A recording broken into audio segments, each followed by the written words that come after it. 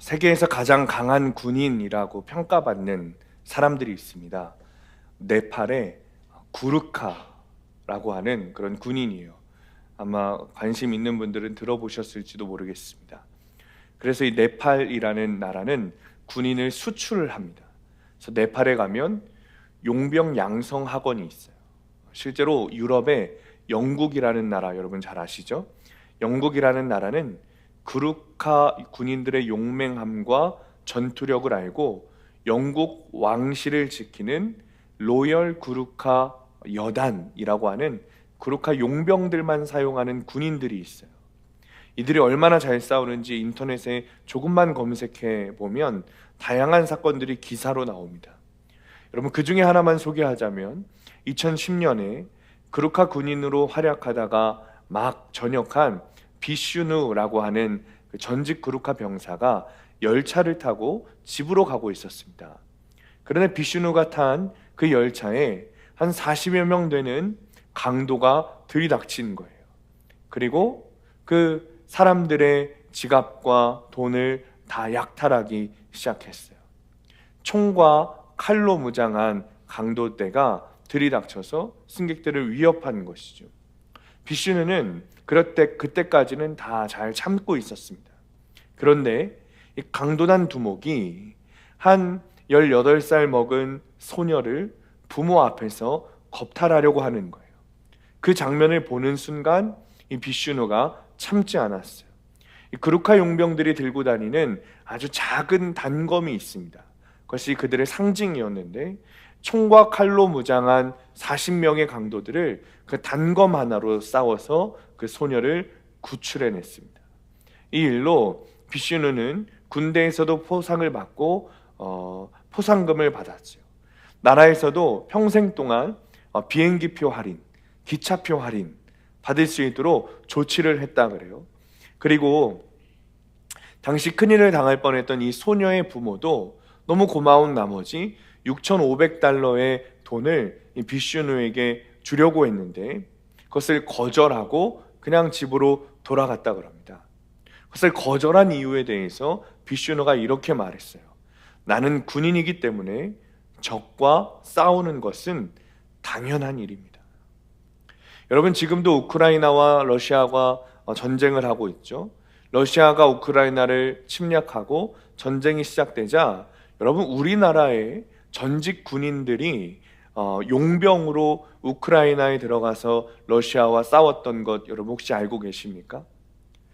그 이후에 그 용병으로 참여했던 군인들의 여러 가지 법적 문제들, 그리고 개인적인 문제들이 불거지기도 했지만 당시 그들이 우크라이나를 돕기 위해 전쟁터로 가면서 했던 그 인터뷰가 아주 멋있었던 기억이 있습니다.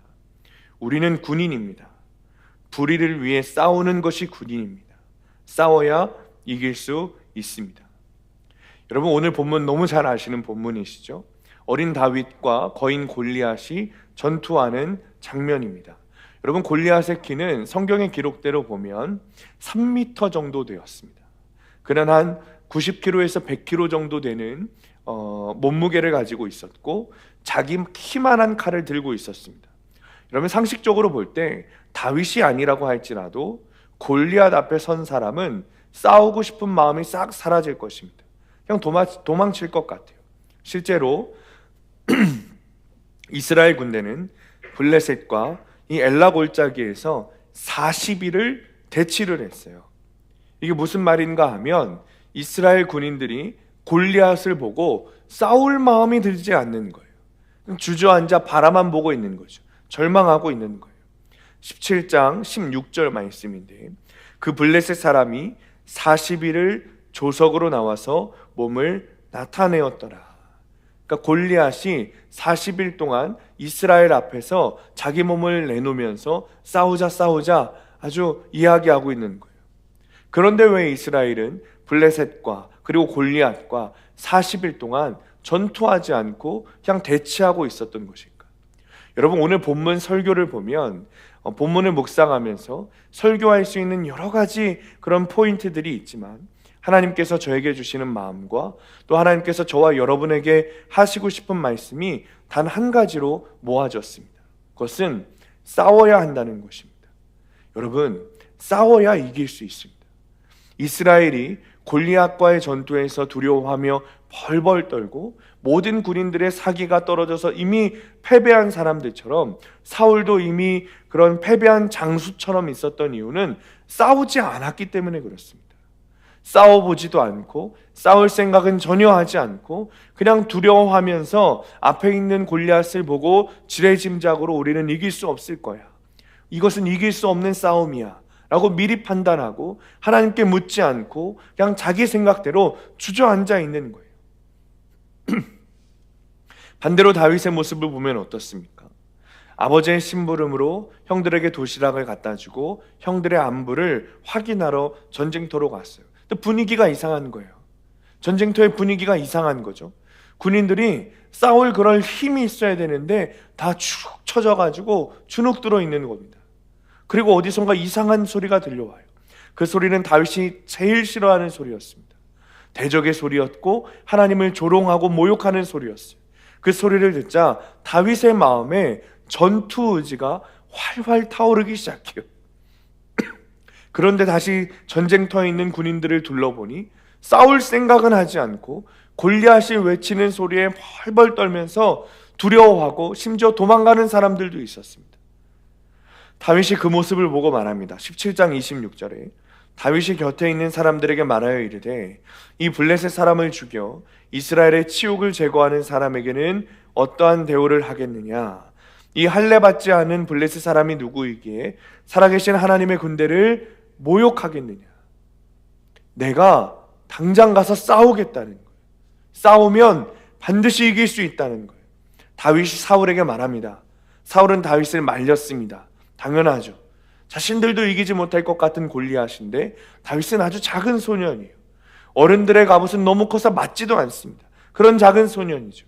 그러나 아무도 다윗의 전투 의지, 하나님의 대적과 싸우겠다는 그 의지를 말릴 수가 없었습니다. 결국 허락했어요. 그의 오른손에는 물맷돌 하나만 들어 있었습니다. 나가 골리앗과 진짜로 싸웠어요. 여러분, 결과는 어떻게 됐죠?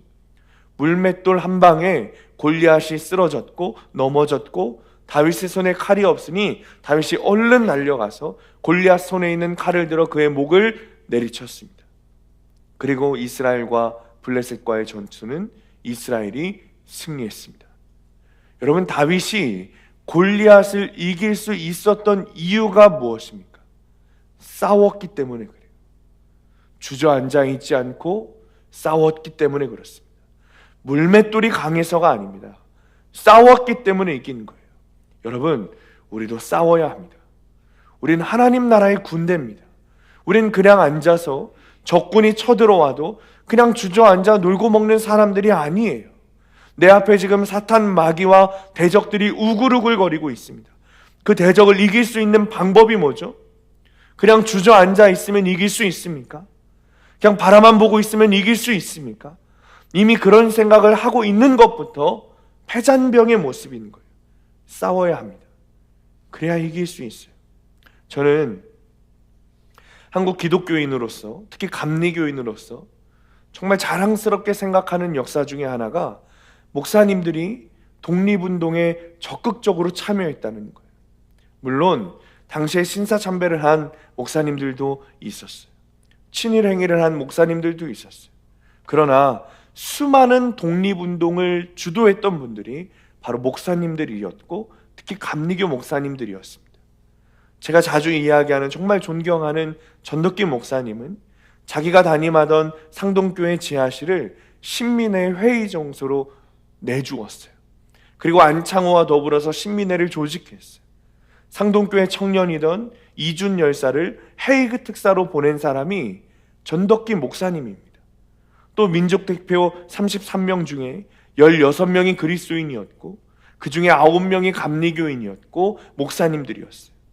저는 이들의 피 흘리는 싸움이 있었기 때문에 우리 민족이 일본으로부터 독립할 수 있었다고 믿습니다. 여러분, 그게 역사예요.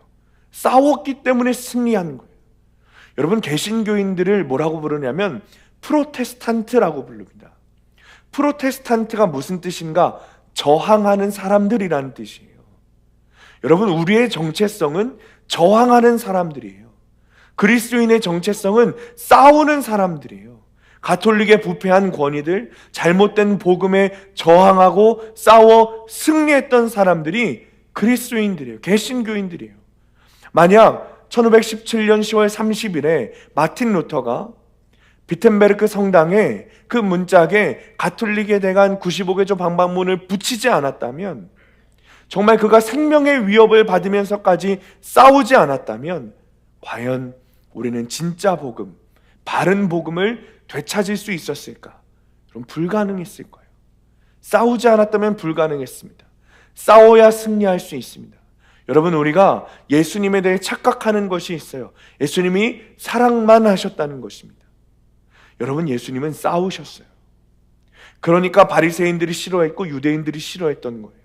그냥 동화되어서 자기들과 같이 그냥 사이좋게 살면 되는데 싸우는 거예요. 예수님이 예루살렘 성전에 가서 뭐 하셨습니까? 성전을 다 뒤엎어버리셨어요. 예루살렘 성전에서 장사하는 사람들, 성전 하나님을 예배하는 곳인데 하나님을 예배하는 곳을 도둑의 소굴로 만든 사람들을 노하시면 다 뒤엎으셨어요. 여러분, 기록을 보면 예수님이 가죽 채찍을 만들어서 짐승의 우리를 부수고 새장을 부수고 그들이 자판으로 깔고 있던 책상을 발로 밟아 부셨다 기록되어 있습니다. 하나님께서 이스라엘 백성들을 출애굽시키셨습니다. 애굽에서 탈출시키셨습니다. 그리고 40년 동안 광야 생활을 하면서 훈련이라는 훈련은 다 시키셨어요. 그리고 가나안 땅 앞에서 요단강을 건너기 직전에 이스라엘을 세우셨습니다.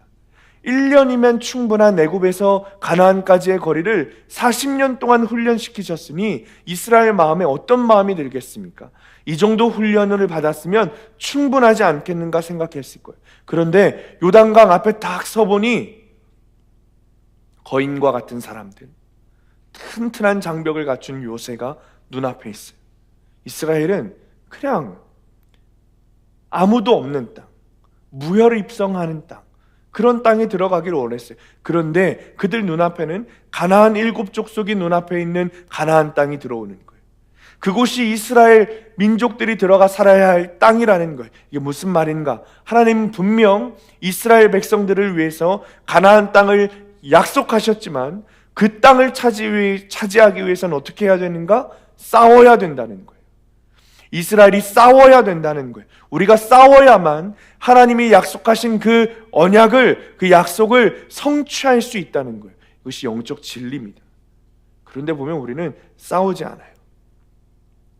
제가 여기 학생들이 있어서 조금 조심스럽지만 제가 가끔 보는 프로그램이 있어요. 여러분, 티처스라는 프로그램인데 여러분 몇 번 제가 소개해드렸습니다. 티처스라는 프로그램이 뭐냐면 아주 유명한 우리나라의 그 일타 강사들, 입시 강사들이 학생들을 케어하고 또 공부하는 방법을 가르쳐주는 그런 프로그램입니다. 거기서 여러분 정말 똑똑한 중3 학생이 한 명이 나왔습니다. 굉장히 똑똑하더라고요. 뭐 이미 벌써 고3 수학까지 다 끝냈어요. 한마디로 영재라고 불리는 아이죠. 근데 문제는 뭐냐면 이 친구가 노력을 안 해요. 머리는 똑똑한데 공부는 안 해요. 근데 이 아이가 하는 말이 뭐냐? 자기는 조금만 공부하면 서울대 정도는 그냥 갈 수 있다. 그런 말을 하는 거죠. 그러자 거기에서 나오는 아주 유명한 그 영어 1타 강사가 이런 말을 합니다. 서울대는 머리가 똑똑한 아이들이 들어가는 것이 아니라 엉덩이를 책상에 붙이고 노력하며 공부하는 수재들이 가는 곳이다. 여러분, 저는 수재라는 말이 노력하는 사람을 말한다는 것을 그때 알았습니다. 머리가 똑똑한 사람이 가는 것이 아니라 노력을 하고 끝까지 정말 싸우듯이 공부한 사람이 가는 곳이 서울대라는 거예요. 여러분, 공부를 열심히 했는데 성적이 안 나온 사람이 어디 있습니까? 학생들 미안합니다. 우리나라 사람들 IQ는 대부분 100에서 90 사이래요. 그게 평균치래요. 정말 똑똑하거나 정말 떨어지지 않으면 대부분은 이 평균치 안에 다 있다는 거예요. 한마디로 성적이 나오지 않는 이유는 공부를 안 해서라는 거예요. 싸우질 않아서 승리하지 못한다는 거예요. 여러분, 할로윈데이라고 아십니까? 할로윈데이. 할로윈데이가 1517년이 아니죠. 10월 31일이 할로윈데이인데, 사실 10월 31일은 종교개혁주일이에요. 그런데 외국 사람들이 할로윈데이라고 만들어서 외국 문화인데 귀신들을 기념하는 날로 바꿨습니다. 그래서 아이들이나 어른들이나 다 귀신 분장을 하고 노는 날이 할로윈데이죠. 어느 날 영상을 보는데 캐나다의 한 어린이집입니다. 모든 어린아이들이 앞을 보면서 어떤 한 영상을 보고 있어요. 그런데 단 한 명 아이, 한국 여자아이만 영상을 보지 않고 아예 뒤돌아 앉아 있는 겁니다. 그 이유가 뭔가 했더니 유치원에서 할로윈데이를 맞이해서 아이들에게 귀신 영상을 보여주는 거예요. 공포스러운 영상은 물론 아니었고 해골들이 막 뛰어놀면서 춤추고 노래 부르는 그런 영화를 보여주는 거죠. 그런데 이 한국 여자아이는 뒤돌아 앉아 있었어요. 크리스천이었던 거예요. 차마 그것을 볼 수 없었던 거예요. 그러니까 뒤돌아 앉아 벽을 보고 있었습니다. 선생님이 이 아이를 혼을 내고 자꾸 보챘어요. 영상을 보라고. 부모에게도 전화해서 이 아이가 수업 태도가 좋지 않다고 지적하는 거예요. 그날 이 아이가 집으로 돌아왔을 때 부모가 뭐라고 했을까요? 혼을 냈을까요? 고맙다고 했습니다. 네가 예수님을 지켜드렸구나. 우리는 예수님을 지켜드리는 삶을 살아야 된다. 예수님을 위해서 뭐든 하는 삶을 살아야 된다. 부모가 그랬다는 거예요. 이 어린아이가 뭘 한 거죠? 싸운 거예요. 여러분, 독일에 보네퍼라고 하는 목사님이 있습니다. 세계대전 당시에 나치치하의 수많은 유대인들을 학살하고 유대인뿐만 아니라 수많은 사람들을 학살한 그 히틀러에 반대했던 목사님, 그 목사님이 보네퍼 목사님이에요. 보네퍼 목사님이 결국 나치에게 저항을 하다가 붙잡히고 사형을 당하는 그날 단두대 앞에서 했던 말이 있습니다. 여러분, 어떤 미친 사람이 트럭을 끌고 차를 막 돌아다니면서 사람을 치고 사람을 죽이고 있다면 우리는 뭘 해야 되겠습니까? 그 사람을, 차에 치인 사람을 도와주고 병원에 데려가주고 치료해주고 죽은 사람은 장례에 치러줄 수 있겠지만 더 중요한 것은 그 미친 사람을 트럭에서 끌어내리는 것입니다. 베드로전서 5장 8절에서 9절 말씀 우리 함께 읽겠습니다. 시작. 근신하라, 깨어라. 너희 대적 마귀가 우는 사자같이 두루다니며 삼킬 자를 찾나니 너희는 믿음을 굳건하게 하여 그를 대적하라. 이는 세상에 있는 너희 형제들도 동일한 고난을 당하는 줄을 알미라. 아멘. 여러분, 사단은 우리를 공격합니다. 사단이 우리를 공격하는 것은 굉장히 실제적입니다. 사단에게는 뚜렷한 목표가 있습니다. 그 목표가 무엇인가? 성도가 구원받지 못하게 하는 것입니다. 저와 여러분들이 구원받지 못하고 지옥에 보내려고 사단은 지금도 우리를 공격하고 있습니다. 아주 집요하게 공격하고 있습니다. 성도들 중에 이 공격에 가장 취약한 사람이 누구인가? 내가 지금 의롭다고 생각하는 사람입니다. 하나님이 나를 의롭다고 해주셨으니 이제는 다 괜찮다고 하는 사람입니다. 이제는 싸우지 않아도 된다고 말하는 사람입니다. 나는 이미 구원받았습니다. 그래서 이제는 죄와 싸우지 않아도 됩니다. 이제 나는 회개하지 않아도 됩니다. 말하는 그 사람이 제일 사단의 공격에 취약한 사람입니다. 제가 하는 말이 아니라 고린도전서 10장 12절에 보면 바울 사도가 말하기를 선줄로 생각하는 자는 넘어질까 조심하라. 선줄로 생각하여 아무것도 하지 않고 싸우지 않는 자는 넘어질까 조심하라. 그 사람이 넘어지기 딱 좋은 사람이라는 거예요. 그때 우리는 어떻게 해야 되는가? 성경을 말합니다. 근신하라, 깨어라. 너희는 믿음을 굳건하게 하여 그를 대적하라. 싸워야 승리할 수 있다는 거예요. 저 골리앗이 있네. 키가 3m네. 큰 갑옷을 가지고 있네. 큰 칼을 찾네. 무섭네. 못 이기겠네. 그럼 당연히 못 이기죠. 사단은 분명히 있고 지금도 우리를 공격합니다. 천국과 지옥은 분명히 있으며 사단은 오늘도 나를, 지금도 나를 지옥으로 데려가기 위해 우리를 대적하고 있습니다. 그런데 우리는 전혀 싸우지 않습니다. 사단은 계속 우리를 때리고 있는데 우리는 그냥 맞고만 있는 거예요. 그러면 어떻게 되겠어요? 금세 KO 당하는 거예요. 지금도 수많은 사람들이 예배를 드리면서 스스로를 그리스도인이라고 말하죠.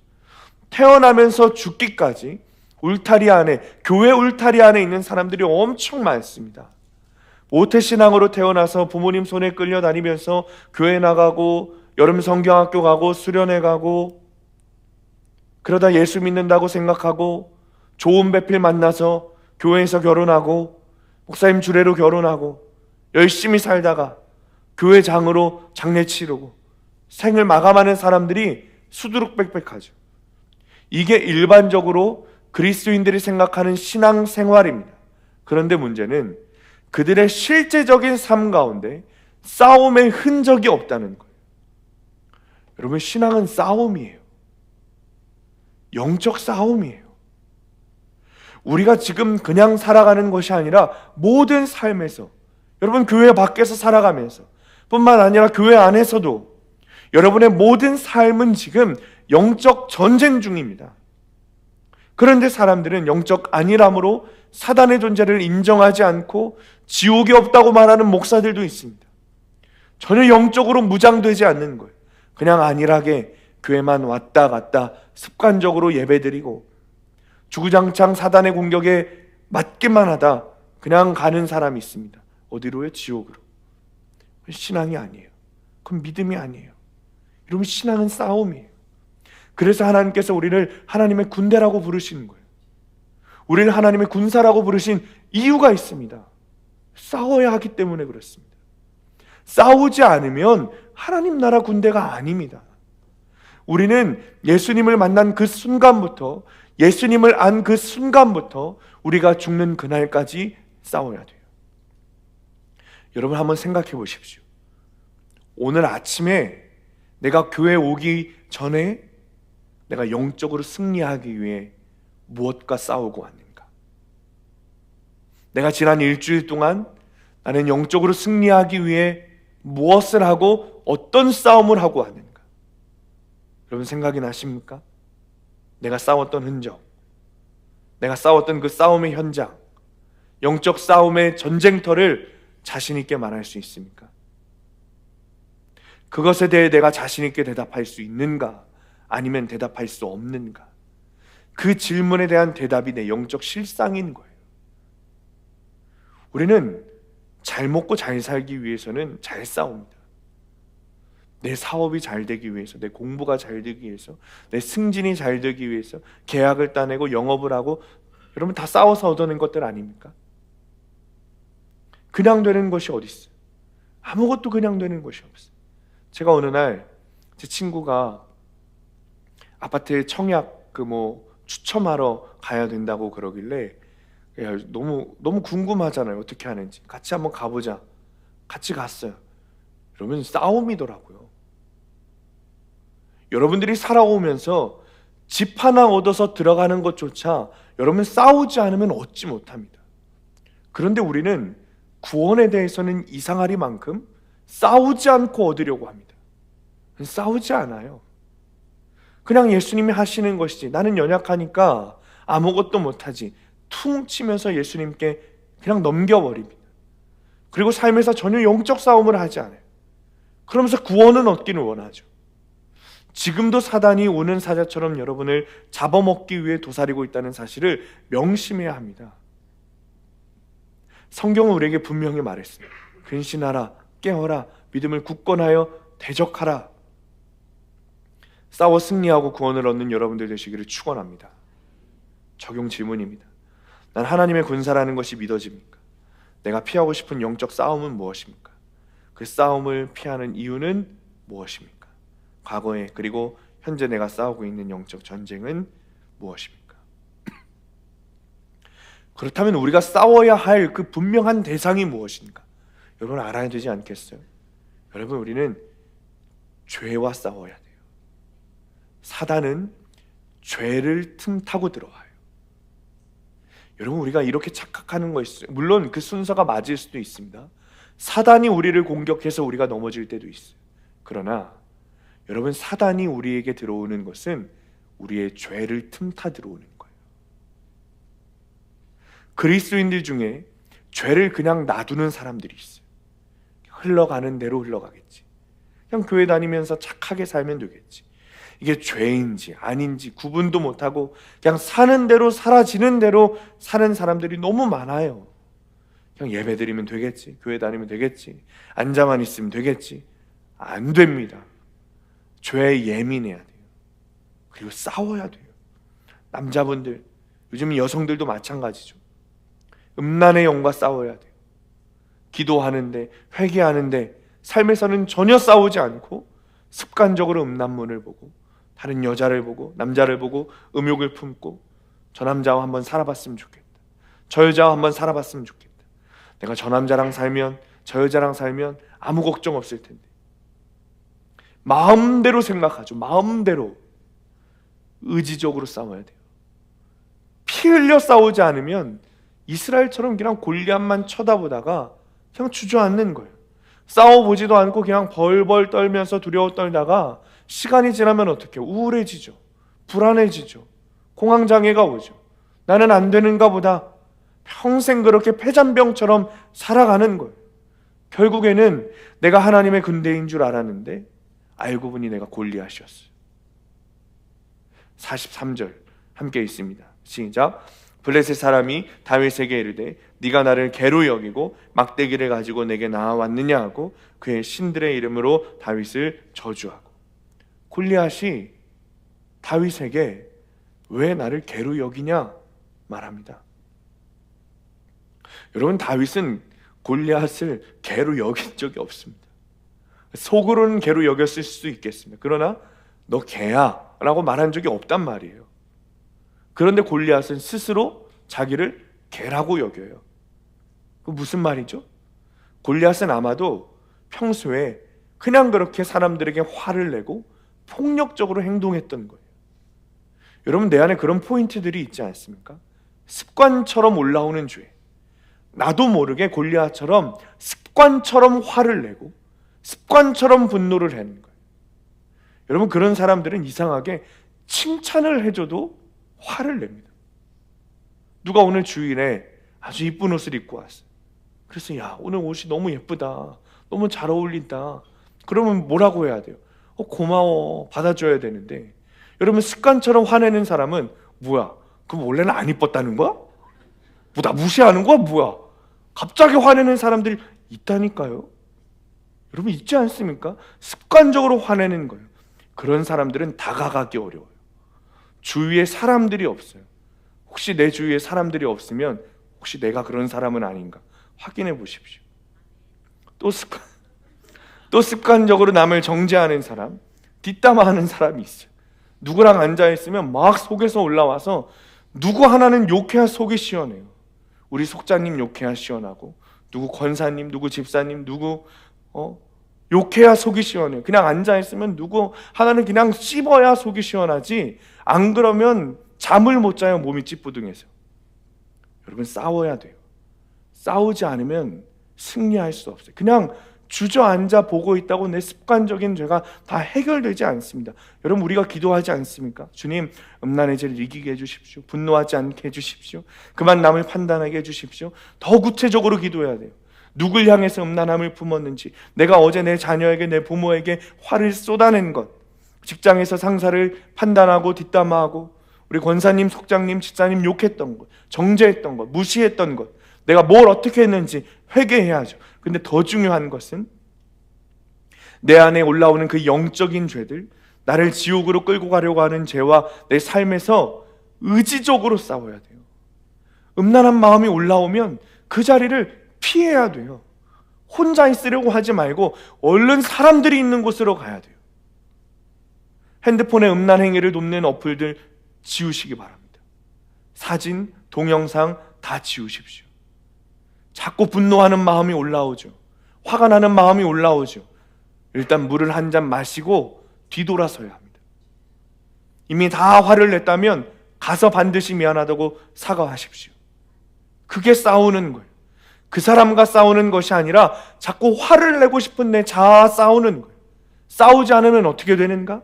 그 죄를 계속해서 방치하고 습관대로 두면 여러분 결국에는 무뎌져요. 요한일서 3장 8절 말씀 보면 죄를 짓는 자는 마귀에게 속하나니 마귀는 처음부터 범죄합니다. 싸워야 돼요. 경외함으로 예배를 드리는데 목숨을 다하십시오. 무슨 말인가?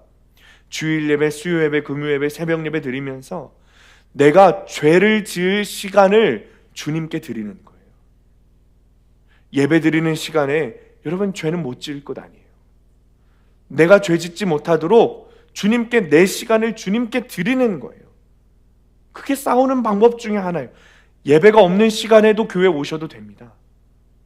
혼자서 가정에서 죄와 싸울 용기가 없으면 그냥 교회 와서 기도하십시오. 와서 큐티하시고 와서 기도하시고, 그럼 또 3, 4 모여서 공동체가 되면 또 큐티를 나누시고 기도방에 올라가세요. 본당에 올라오세요. 아무것도 안 하면서 나는 교회 다니니까, 난 예배 드리니까 자기 스스로 위안을 삼으면서 습관적으로 죄 짓는 행위들, 여러분 이제는 그만하고 싸워야 됩니다. 제대로 싸워야 됩니다. 그냥 죄를 놔두면 결국에는 마귀에게 속아서 이게 죄인지 아닌지 구별을 못해요. 교회에서는 죄라고 하는데 나는 죄인 줄 모르는 그런 상태가 돼요. 자기 마음대로 살아요. 그리고 뭔가 양심에 조금 찔리는 게 있으면 사람들에게 이 정도는 괜찮아, 예수님도 이 정도는 귀엽게 봐주실 거야, 이상한 소리를 하는 거죠. 그러면서 나도 지옥 가고 남들도 지옥 보내고 친구들도 지옥 보내는 그런 영혼이 되는 거예요. 우리가 날마다 여러분 큐티를 하고 날마다 회개해야 되는 이유가 여기에 있습니다. 매일 큐티하고 반복된 죄를 보고 반복된 회개가 이루어져야 이게 죄인지 아닌지 구별하게 돼요.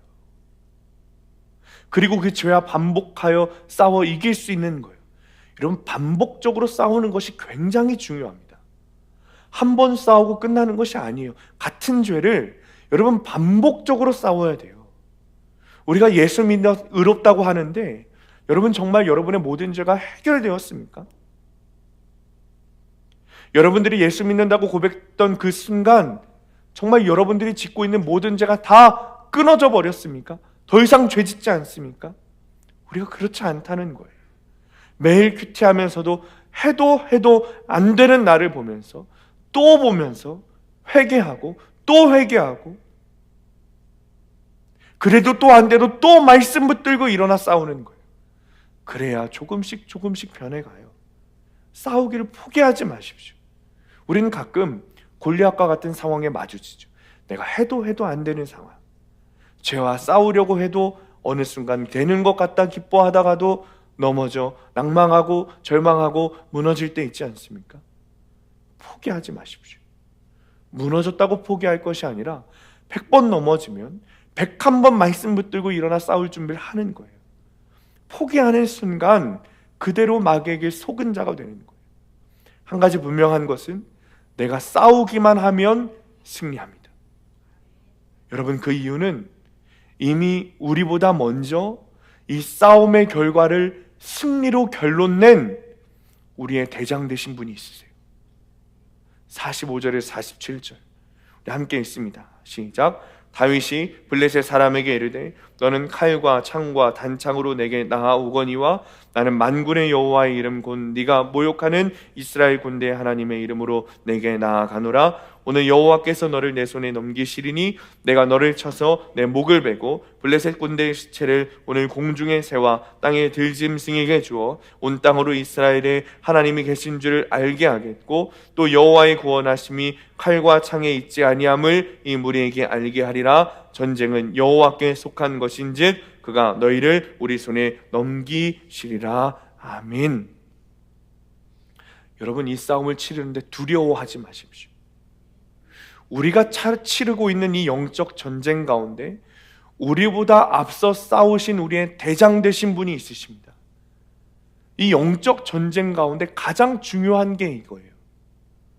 45절의 말씀처럼 내 손에 칼이 들어있고 단창이 들려있고 어떤 창, 어떤 무기가 들려있는 게 중요한 것이 아니라 내 앞에 싸우고 계신 대장 예수 그리스도 여호와 하나님이 계시다는 것이 우리의 영적 전쟁 가운데 가장 중요한 것입니다. 제 아무리 사단 마귀가 강할지라도 위협할지라도 우리를 부르신 대장 예수 그리스도와는 절대 맞서 싸워 이길 수 없습니다. 여러분, 주님이 누구십니까? 우리의 대장 하나님, 우리의 구원자, 우리의 주인이십니다. 우리는 원수 마귀를 두려워할 것이 아니라, 우리의 죄를 두려워할 것이 아니라 우리의 주인 되시고 우리의 대장 되시는 예수 그리스도를 신뢰해야 합니다. 여러분, 그것이 믿음이에요. 전쟁의 주체자 되시는 예수님을 믿고 신뢰하는 것. 여러분, 예수님께서 2000년 전 십자가에서 그냥 달려 돌아가신 것은 그냥 돌아가시고 끝난 것이 아니라 십자가 그리고 부활을 통해 마귀의 일을 멸하셨어요. 사단의 머리를 짓밟으셨습니다. 이미 승리하셨고 우리에게 그 승리를 주셨습니다. 하나님이 우리를 위하시면 아무도 우리를 대적할 자가 없습니다. 그 주님을 믿고 의지하여 싸우기만 하면 그 어떤 사탄 마귀, 내 안에 있던 어떤 죄가 나를 틈태도 여러분 싸워 이길 수 있습니다. 48절 49절 함께 있습니다. 시작. 블레셋 사람이 일어나 다윗에게로 마주 가까이 올 때에 다윗이 블레셋 사람을 향하여 빨리 달리며 손을 주머니에 넣어 돌을 가지고 물매로 던져 블레셋 사람의 이마를 치매 돌이 그의 이마에 박히니 땅에 엎드러지니라. 아멘.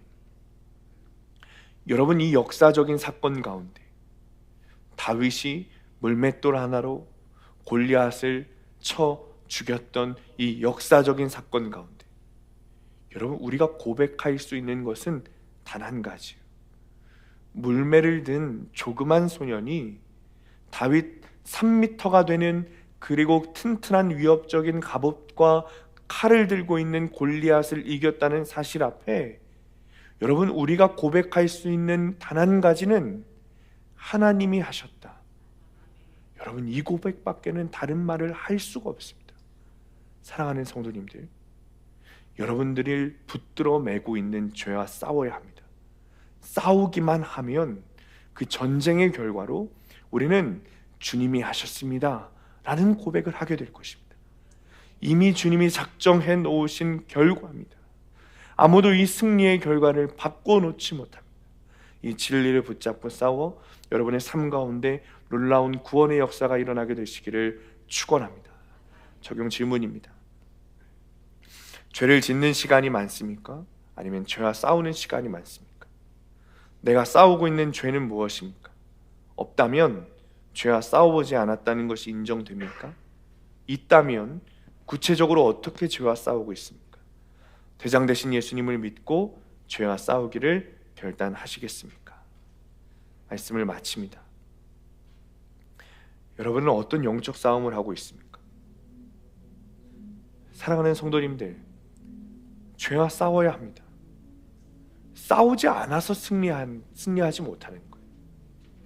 그러나 예수 그리스도의 이름으로 싸우면 반드시 승리합니다. 이번 한 주도 여러분, 우리가 그냥 살아가는 건 아니라 영적 전쟁 가운데 있다는 것을 분명하게 믿으십시오. 그리고 말씀이신 예수님, 진리이신 예수님을 붙잡고 싸워 여러분의 삶에서 실제적인 죄와의 전투, 그리고 영적 전투에서 승리하는 여러분들 되시기를 예수님의 이름으로 간절히 축원합니다. 우리 모두 일어나셔서 찬양하고 기도하겠습니다. 시간에 45절 말씀 붙들고 함께 기도합니다. 다윗이 블레셋 사람에게 이르되 너는 칼과 창과 단창으로 내게 나아오거니와 나는 만군의 여호와의 이름 곧 내가 모욕하는 이스라엘 군대의 하나님의 이름으로 내게 나아가노라. 주님, 여전히 습관적인 죄와 싸우지 않는 우리의 모습을 돌아봅니다. 주님, 내 삶에서 의지적으로 싸우게 하여 주옵소서.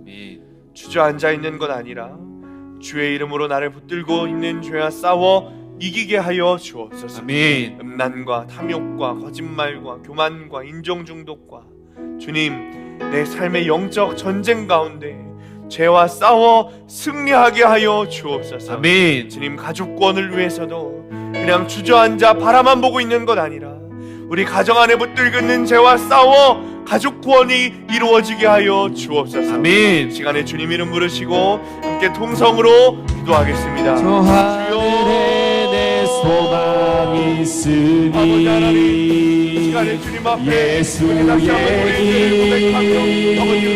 그 좁은 길 나는 건네 주 손잡고 그 무엇도 두렵지 않네. 주님 주신 약속 내게 있으니 세상의 길 그 험한 길 승리하네. 성령으로 그 무엇도 바라지 않네. 저 하늘에 내 소망 있으니. 주님, 하나님께서 우리를 사랑하셔서 주신 우리의 대장 예수 그리스도를 신뢰하고 믿습니다. 오직 주님의 이름과 능력을 붙들고 영적 전쟁 가운데 오늘도 하나님의 군대로 싸우기를 원하니 주님 승리하게 하여 주옵소서. 여전히 나를 누르고 붙들고 있는 악한 영들, 여전히 내가 습관적으로 짓는 죄들, 주님 더러운 죄와 싸워 이기고 구원을 얻게 하여 주옵소서. 가족 구원을 위해서 싸우는 자들도 있습니다. 기도와 함께 더불어 그 안에서 주님의 이름으로 적용하고 실천하며 특히 가정 안에 묶여있는 죄와 싸울 때 하나님 담대함을 주시고 우리의 대장 되신 예수님의 이름으로 신뢰함으로 용기 있게 싸워 사단 마귀의 권세를 물리치며 수함의 모든 가정 안에 천국 문을 열어 주옵소서. 이제는 세상을 사랑하셔서 구원자를 보내시는 아버지 하나님의 은혜와 구원의 역사를 이루시고자 오시는 그리스도 예수의 사랑과 구원의 약속을 기다리는 이들의 동행하시는 성령님의 교통하심이 오직 예수 그리스도 여호와 하나님의 힘을 의지하며 이미 승리하신 싸움에 참여하기를 결단하고 나아가는 모든 성도들 머리머리 위에, 이들의 가정과 일터와 학업 위에, 그리고 사랑하는 수함교회 위에 영원토록 함께 하시기를 간절히 축원하옵나이다. 아멘.